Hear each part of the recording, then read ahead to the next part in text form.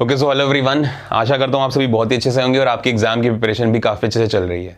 मेरा नाम है केतन और आप सभी का रीजनिंग के इस इंपॉर्टेंट लेक्चर में एक बार फिर से बहुत बहुत स्वागत है। एंड आप जानते हो कि हम लोग ब्लड रिलेशन के टॉपिक को कंप्लीट कर रहे हैं, इस समय पढ़ रहे हैं। और ब्लड रिलेशन पे एक और वीडियो और दो अच्छे क्वेश्चंस आपके सामने, ठीक है, पूछे गए क्वेश्चंस। और इस बार मैंने इनके आंसर्स भी आपके लिए इंक्लूड करे, मतलब ऑप्शंस भी इंक्लूड किए हैं। और इस बार आपको ये सेल्फ सॉल्व करने हैं फिर से, और आप अपना आंसर मैच करिएगा कि आपका आंसर क्या आ रहा है, ठीक है। और फिलहाल मैं आपको अपना एक्सप्लेनेशन देने जा रहा हूं, तो आपको करना ये है कि वीडियो को पॉज कीजिए, सॉल्व करिए दोनों क्वेश्चंस, ठीक है। और उसके बाद अगर आपने सॉल्व कर लिया है फिर आप वीडियो को फिर से रिज्यूम करके आप मेरे सोल्यूशन को देखेंगे, ठीक है। चलो शुरू कर दें। लिखा हुआ है कि a woman going with a boy is asked by another woman. कोई एक महिला है जो किसी लड़के के साथ जा रही थी, ठीक है। तो उनसे एक दूसरी महिला ने पूछा कि about the relationship between them, कि उन दोनों का आपस में क्या रिश्ता। आप याद करिए, इससे पहले एक वीडियो हमने बनाई थी जिसमें एक लड़का और एक लड़की बाइक पे जा रहे थे, पुलिस वाले ने बाइक रुकवाई थी और पूछा था कि आपका आपस में क्या रिश्ता है। तो ये कुछ वैसा ही है कि एक लड़का और एक लड़की आपस में जा रहे हैं और एक दूसरी लड़की जो है या दूसरी महिला जो है वो उनको रुकवाती है और पूछती है कि भाई आपस का रिलेशन बताइए आप दोनों का, ठीक है। तो बोला जा रहा है कि द वुमेन रिप्लाइड। तो आप देखो, मैंने मान लिया कि ये जो महिला है और ये जो पर्सन है कोई, ये दोनों जा रहे हैं, ठीक है। और एक दूसरी महिला थी जिन्होंने रुकवाया और पूछा कि भाई आपस में आपका क्या रिश्ता है, ठीक है। तो मैं यहाँ नाम दे रहा हूँ कि ए और बी आपस में साथ में जा रहे थे और सी ने रोका इनको और पूछा कि आपस में आपका क्या रिश्ता है।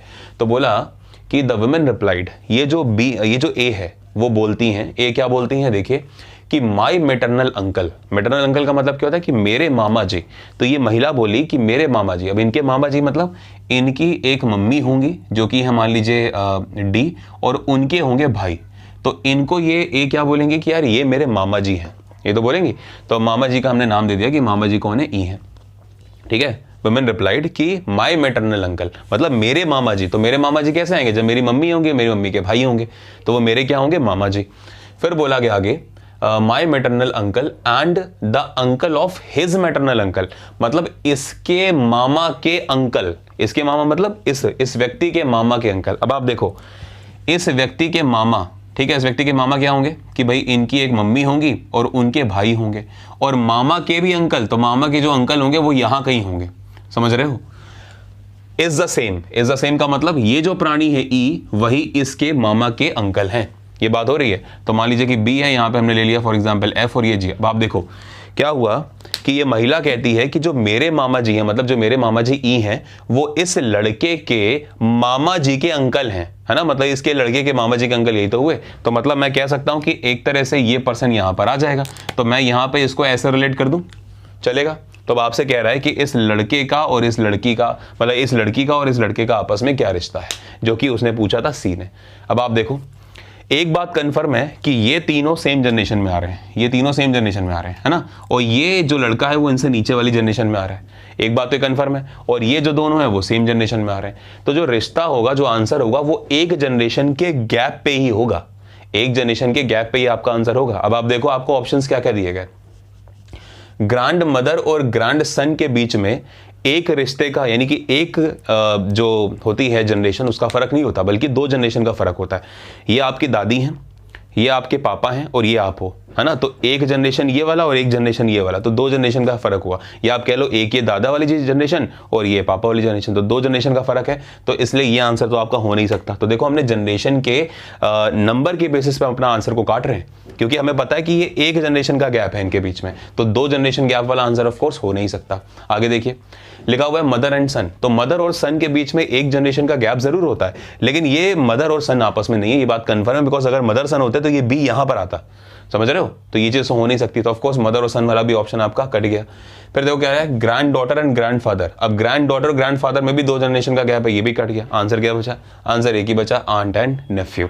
और अब आप देखो कि ये जो पर्सन है ये एक तरह से इसको बोलेगा कि मेरी माता है, और मम्मी है अगर ये, तो मम्मी के साथ वाली जो जनरेशन में आएंगी तो ऑफ कोर्स ये इनको मासी, मामी, चाची, बुआ कुछ भी कह सकता है एक तरह से, अगर जैसा रिलेशन बन रहा हो, है ना, तो बन सकता है। तो मतलब ये क्या होगी, उनको आंटी बोलेगा, मामी, चाची, ठीक है, बुआ जी, ये सब जो होती हैं, ताई जी, ये सारी की सारी इन जनरल आंट कही जाती हैं। तो यहां पर इन जनरल ऑप्शन था, आंट था, तो मैं अपना आंसर यहां पे आंट और नेफ्यू वाला कर सकता हूं। क्योंकि अगर ये आंट है तो इनको क्या बोलेंगे कि भाई मेरा भतीजा है, है ना, या भांजा है, कुछ भी बोल सकते हैं, तो आंट और नेफ्यू ये आपका आंसर होगा। क्लियर हुआ?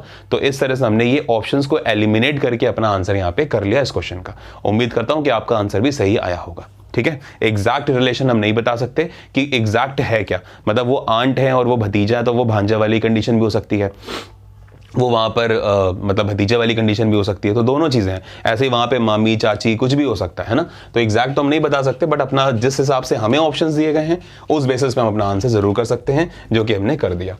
नेक्स्ट देखो लिखा हुआ है कि if X is the brother of the son of Y's son, है ना, एक्स जो है वो वाई के बेटे का, the son of Y son, Y के बेटे का भाई है ना, इस तरह से बोला गया। तो आप देखो x जो है, ये जो x है, x is the brother, x क्या है, भाई है। भाई किसका है, the son of Y's son, है ना, तो y है y के बेटे, y के बेटे का ये कौन है, ये x भाई है, ये बोला गया। ठीक है, x जो है वो भाई है किसका, y के बेटे का, क्योंकि उसने बोला कि x is the brother of the son of Y's son, है ना, तो x जो है वो y के बेटे का भाई है, तो y के बेटे का भाई यही हुआ। तो अब आपसे कह रहा है कि हाउ इज x रिलेटेड, अब देखो इसका बेटा है तो मतलब ये इसका भी बेटा लगा ऑफ कोर्स, है ना, x इनका भी बेटा है। अब आपसे कह रहा है कि how is x related to y, आपसे कह रहा है कि x का y से क्या संबंध है। अब आप देखो x जो है ये चाहे मेल हो चाहे फीमेल है ना, और वैसे भी x का y से पूछा गया तो नीचे वाली जनरेशन है, मतलब रिश्ता छोटा होगा। हो सकता है कि आपके मन में दादा दादी वाला सीन आ रहा हो, तो वो हो नहीं सकता बिकॉज रिश्ता छोटा वाला होगा। तो ये दोनों ऑप्शन तो ऐसे ही कट गए, ना तो ग्रैंड फादर ना तो ग्रैंड मदर। अब या तो ग्रैंड सन होगा या तो ग्रैंड डॉटर होगा। अब आपको करना क्या है, आपको इसका वो देख लो, जेंडर देख लो, मेल है ना तो डॉटर हो नहीं सकती, तो ये भी ऑप्शन कट गया, एक ही आंसर सही है, ग्रैंड सन। क्लियर हो गया? तो इस तरह से हमने अपने ये दोनों के दोनों जो क्वेश्चन था वो भी हमने कंप्लीट करे। नेक्स्ट वाले पार्ट में, नेक्स्ट वाली वीडियो में मैं आपको और 3 क्वेश्चंस कराऊंगा जो कि इंट्रोडक्शन पर बेस्ड होंगे, वो हम हिंदी में ले लेंगे ताकि दोनों जो स्टूडेंट्स हैं हिंदी इंग्लिश वो दोनों समझ पाएं। बिकॉज ये मैंने इसलिए दोनों लैंग्वेजेस में मैं आपको लिखवा रहा हूँ बिकॉज ब्लड रिलेशन का जो टॉपिक होता है इसमें इंग्लिश हिंदी कन्वर्जन थोड़ा सा मुश्किल हो जाता है। ठीक है, उतने अच्छे से क्लैरिटी नहीं होती है। जैसे यही है कि X is the brother of the son of Y's son, है ना, तो हिंदी में कुछ बच्चों को कन्फ्यूजन होती है, इसलिए मैं हिंदी समझा भी रहा हूँ। बाकी आपको परेशान नहीं होना, इस पूरे टॉपिक में आपको जो क्वेश्चन मिलने वाला है, इवन सभी टॉपिक्स में रीजनिंग के जो आपको क्वेश्चन मिलेंगे वो बाइलिंगुअल मिलेंगे। तो बाइलिंगुअल मिलेंगे तो जिस भी लैंग्वेज में आप कंफर्टेबल हैं you can go through that, है ना, आप उसको देख सकते हो। दूसरी बात यह है कि अगर आप इंग्लिश मीडियम से हैं तो आपको मैं ये सजेशन दूंगा कि एक बार क्वेश्चन को हिंदी में भी जरूर पढ़ लीजिएगा। ठीक है, चेंज करके, बहुत ज़्यादा नहीं तो आपको 10-15 सेकंड्स लगेंगे क्वेश्चन को पढ़ने में, तो हिंदी में कन्वर्ट करके आप उसको पढ़ लीजिए। ठीक है, आपकी लैंग्वेज बाय डिफॉल्ट इंग्लिश ही रहेगी अगर आपने एग्जाम स्टार्ट होने से पहले इंग्लिश को अपना बाय डिफॉल्ट लैंग्वेज चूज किया था। क्लियर है? और हिंदी वाले बच्चों को तो कोई प्रॉब्लम है ही नहीं, आप ऑफकोर्स हिंदी में करिए। ओके, सो उम्मीद करता हूं दोनों क्वेश्चंस आपको समझ में आए। नेक्स्ट क्वेश्चन जो होगा, मतलब नेक्स्ट जो 3 क्वेश्चंस होंगे वो हिंदी में हम लेंगे नेक्स्ट वाले पार्ट में, और उसके बाद फिर कोडेड ब्लड रिलेशंस कंप्लीट करके अपने इस टॉपिक को एंड करेंगे। Thank you, good luck, have a nice day, keep studying.